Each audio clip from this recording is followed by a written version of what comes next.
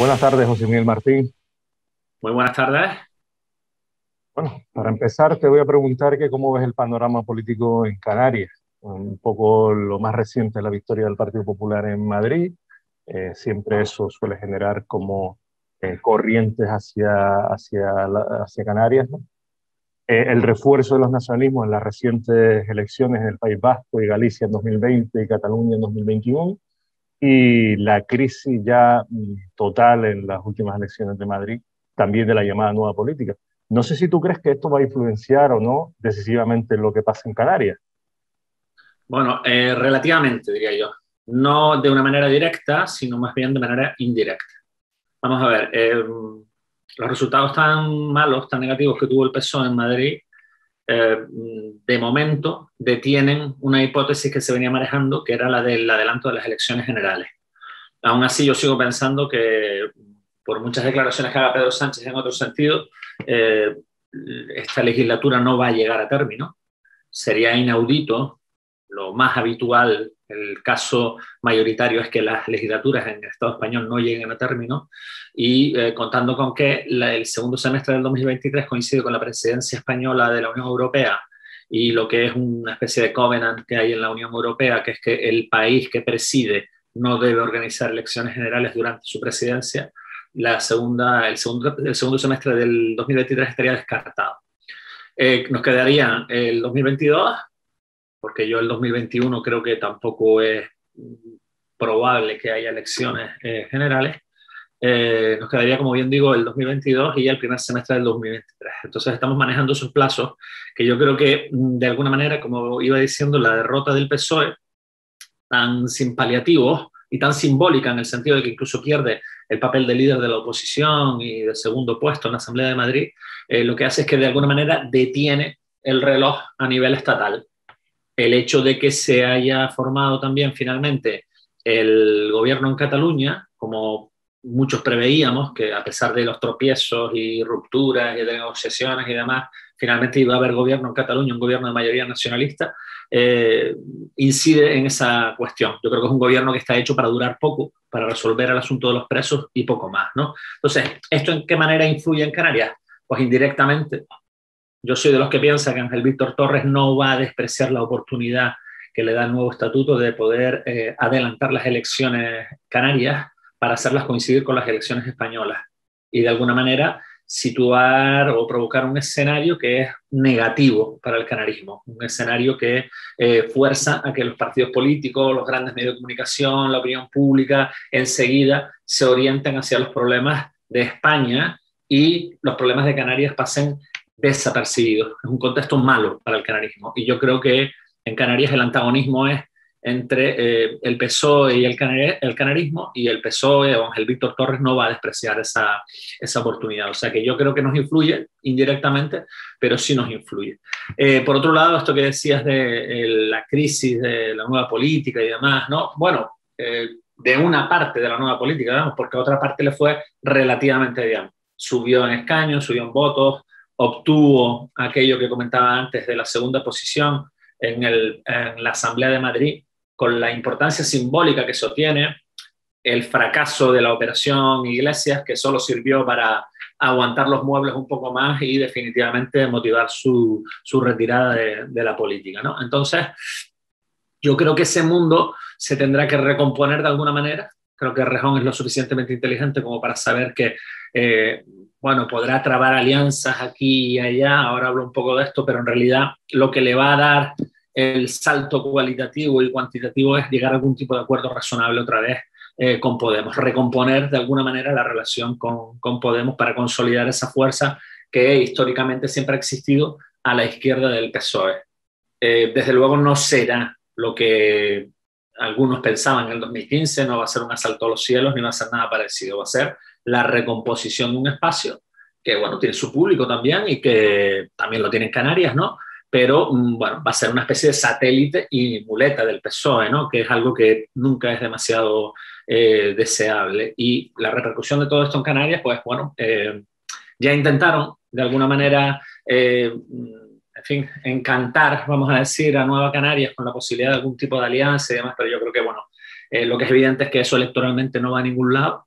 y que, bueno, Nueva Canarias fue bastante rápido, bastante tajante, haciendo valer su perfil nacionalista y diciendo que, bueno, que con esta fuerza de más país se podrá llegar a acuerdos en un hipotético nuevo parlamento sobre cuestiones puntuales y demás, pero esto de que ellos se vayan a convertir aquí en la franquicia de más país, pues por supuestísimo que no, ¿no? Y eso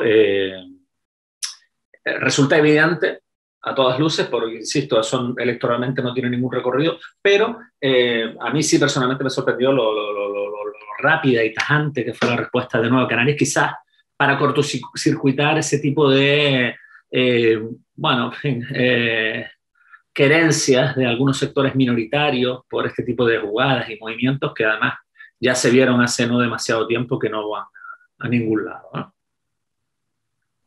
Ujú. Bueno, con todo este marco que acabamos de describir, ¿no? Que acabas de fijar, ¿no? No sé cómo percibes tú exactamente el nacionalismo a nivel de fuerza en la sociedad canaria. Hablabas antes de un antagonismo entre Ángel Víctor Torres, o sea, el Partido Socialista, y las fuerzas canaristas. ¿Cómo lo ves a nivel de fuerza? Porque, por ejemplo, en alguna de las entrevistas, Carmen Hernández concretamente nos dice que no tiene el apego, vamos, no tiene la fuerza que tiene otros lugares como Euskadi o Galicia. ¿Cómo lo ves tú? Bueno, eso es evidente y de eso son responsables sobre todo las personas que se dicen nacionalistas y que se han dedicado profesionalmente al nacionalismo, ¿no? A la política. Ahí hay toda una autocrítica que hacer. ¿Por qué pasa eso? Porque durante 30 años prácticamente de hegemonía de las dos fuerzas, cuidado, no solo una, porque hasta el 2005 Nueva Canarias era parte integrante, lo que hoy es Nueva Canarias, digamos, sus miembros más destacados y buena parte de su militancia, su electorado y demás, era parte integrante de Coalición Canaria, con lo cual son responsables también de los éxitos y de los fracasos, corresponsables. Bueno, pues ese análisis está por hacer todavía, diría yo, ¿no? No se ha hecho, no se ha asumido por parte de los partidos. Lo está haciendo gente que está en la periferia de los partidos. Yo soy uno, por ejemplo, canarismo y democracia como colectivo, pero en los partidos no hay todavía ni atisbos de la autocrítica que habría que hacer, ¿no? En ese sentido, bueno, pues sí, efectivamente, pues yo creo que el nacionalismo, por usar la expresión que me propone, de alguna manera está experimentando un declive que hemos podido ver en los últimos 10, 15 años, y que no acabamos de ver el fondo. No es una caída en picado, no es una caída drástica, pero sí podemos reconocer que, por ejemplo, durante el mandato de Paulino Rivero, los índices de apoyo al nacionalismo eran, bueno, pues bastante amplios, rondaban el 42%, creo recordar. Después, una década después, estamos hablando de un tercio más o menos de la población canaria, y lo que yo me temo es que pronto tengamos que dejar de hablar de un tercio de la sociedad canaria para empezar a hablar de un cuarto. O sea, llegamos a estar cerca de la mitad y como nos descuidamos, podemos perfectamente hablar de que un cuarto de la sociedad canaria, digamos, se situaría en posiciones políticas que yo llamo clara y abiertamente canaristas más que nacionalistas, ¿no? Entonces, quizás, perdona por completar la pregunta, lo que habría que preguntarse es, digamos, además de que cada país es un mundo y cada país tiene su propio recorrido histórico y demás, ¿no? Pero habría que ver, no solo en Cataluña, en Galicia, en el País Vasco, también en Escocia, en Quebec, en Córcega, en Flandes, en muchos sitios del mundo, qué se hace y qué no estamos haciendo nosotros. Yo por ahí tengo unas cuantas ideas. Bueno, hablabas de canarismo, ¿no? Bueno, un término que utilizan en la Asociación Canarismo y Democracia, de hecho, lo llevan en el mismo nombre de la asociación. Yo te voy a pedir que si nos lo puedes definir el concepto concretamente y si es igual, similar o diferente al término nacionalista. ¿Por qué canarismo y no nacionalismo? Bueno, el lenguaje debe servir sobre todo para comunicar y será mejor cuanto más preciso sea. Yo vengo diciendo hace algún tiempo que llamar nacionalismo a lo que ha habido y hay en Canarias es quizás inexacto. En Canarias, más que nacionalismo, más que la voluntad de poner en pie un proyecto de construcción nacional propio, lo que ha habido es el intento de gestión, mejor o peor, de la autonomía otorgada desde Madrid. llamar a eso nacionalismo y llamar a algunos de sus líderes y algunos de sus partidos y algunas de sus prácticas y experiencias nacionalismo, yo creo que confunde más que aclara, sinceramente. No estoy diciendo ni muchísimo menos que tanto en Coalición Canaria como por supuesto en el PNC o Nueva Canarias y otros partidos no haya nacionalistas, por supuesto que los hay. Lo que digo es que no son la fuerza hegemónica ni a nivel ideológico ni político práctico, digamos, ¿no? O sea que me parece que hacer esa precisión es conveniente. En el amplio espectro, vamos a decir, de lo que es el canarismo, abundan sobre todo, diría yo, los autonomistas, los que defienden el actual estado de las autonomías, y lo que quieren es, bueno, que Canarias sea tratada, digamos, con justicia en el status quo actual. Para mí esa es la tribu, vamos a decir, mayoritaria. Por supuesto también hay nacionalistas, gente que está por la construcción nacional, por cambiar el modelo. Hay gente, bueno, independentista, soberanista, gente que son regionalistas, insularistas, no fratricidas, como siempre trato de aclarar, ¿no?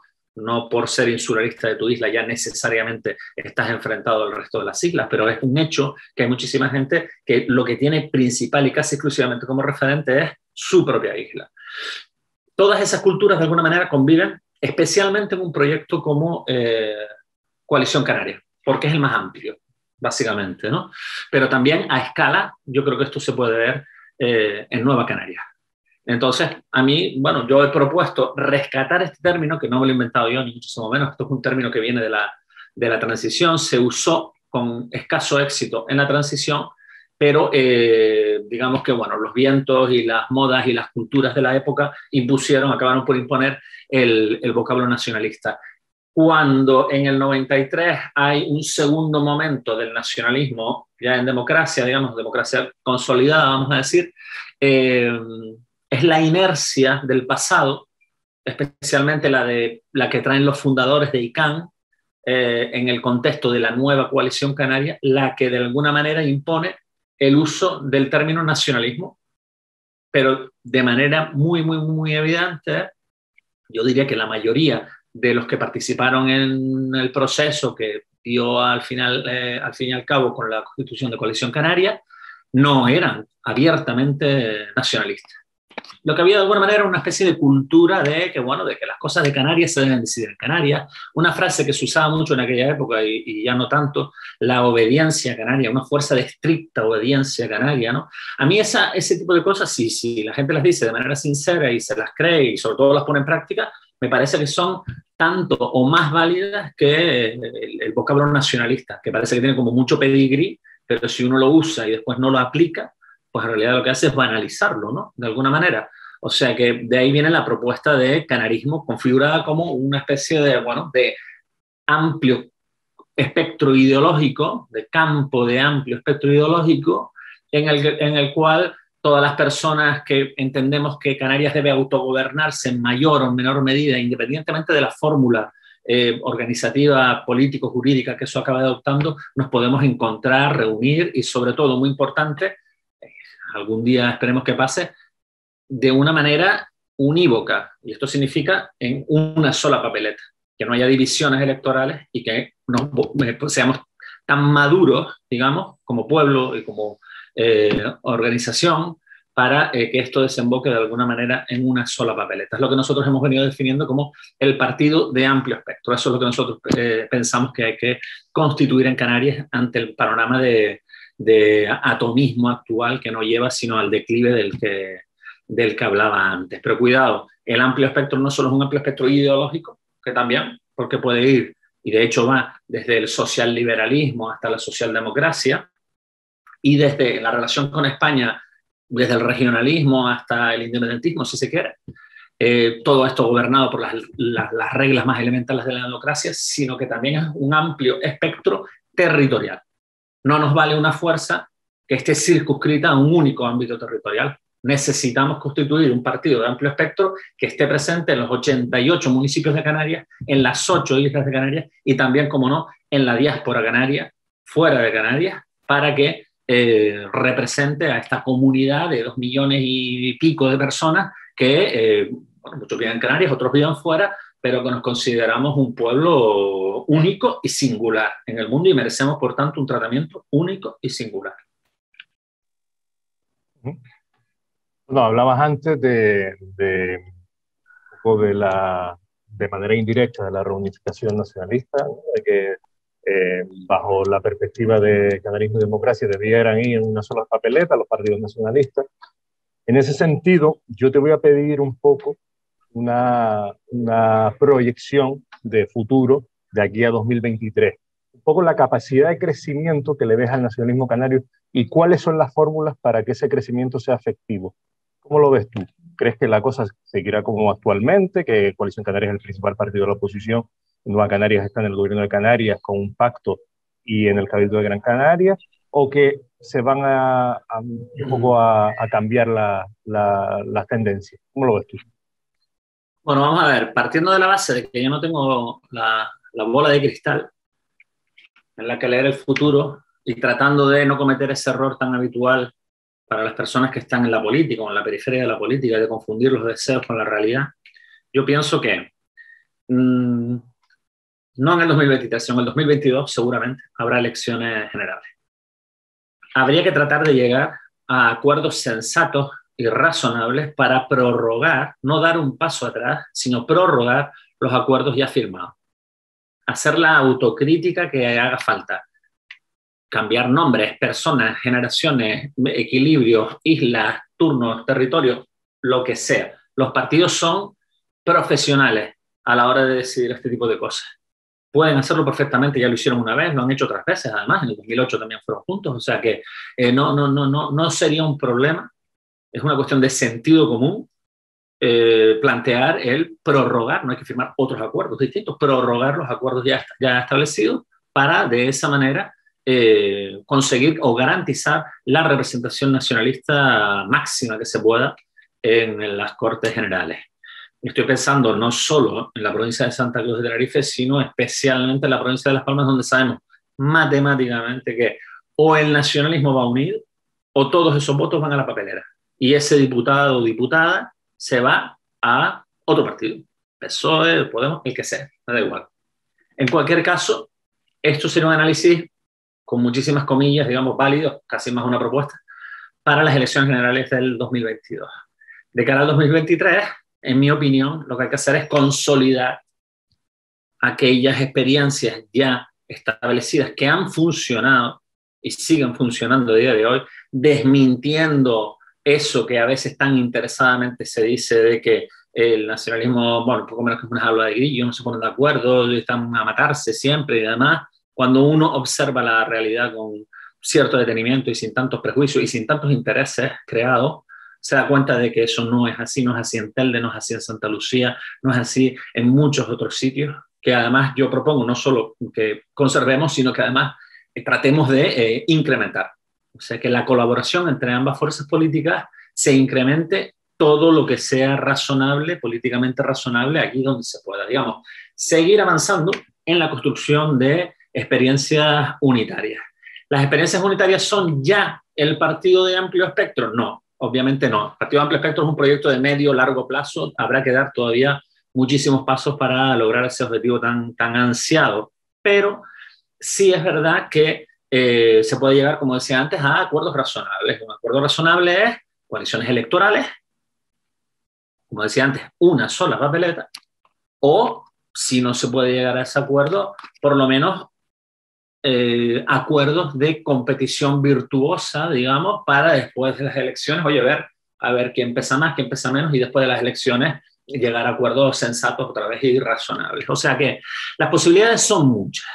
Si los canaristas somos conscientes de esto, solo tenemos cosas que ganar. Si dejamos que nos enreden, nos intoxiquen desde el españolismo, desde el sucursalismo, bueno, estaremos como siempre peleados entre nosotros y mientras los otros con los discursos llegados de Madrid, las campañas llegadas de Madrid, hasta los candidatos llegados de Madrid, pues bueno, nada, lo tendrán facilísimo para arrasar en sitios donde no tenían ni siquiera presencia.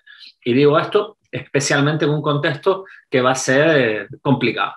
de atomización del sistema de partidos y con la entrada de un actor nuevo, bastante peligroso, pero que yo creo que es al que nos tenemos que acostumbrar a eso, ¿no? Que va a ser la entrada de Vox. Yo creo que Vox, donde quiera que presente lista, va a entrar. De alguna manera nos tenemos que acostumbrar a que vaya a haber concejales de Vox en los ayuntamientos canarios, va a haber consejeros de Vox en los cabildos canarios y desde luego va a haber parlamentarios de Vox en el Parlamento de Canarias. O sea, en ese contexto hay que ser responsable, hay que tener altura de mira, sentido de Estado canario y pensar en el medio y en el largo plazo, la visión estratégica, que es lo que hay que cultivar, que no abunda precisamente, y relativizar las diferencias y centrarse en los acuerdos, porque sinceramente, ya no solo por el canarismo, que también, por la democracia, lo que nos conviene son grandes bloques democráticos que puedan apuntalar la cultura democrática de nuestro país. A la extrema derecha no la vamos a vencer con la extrema izquierda, la vamos a vencer con la democracia. Y para la democracia lo que hace falta son partidos profundamente demócratas, amplios y sólidos. Muchas gracias, José Miguel Martín, por atendernos. A ustedes, muchas gracias.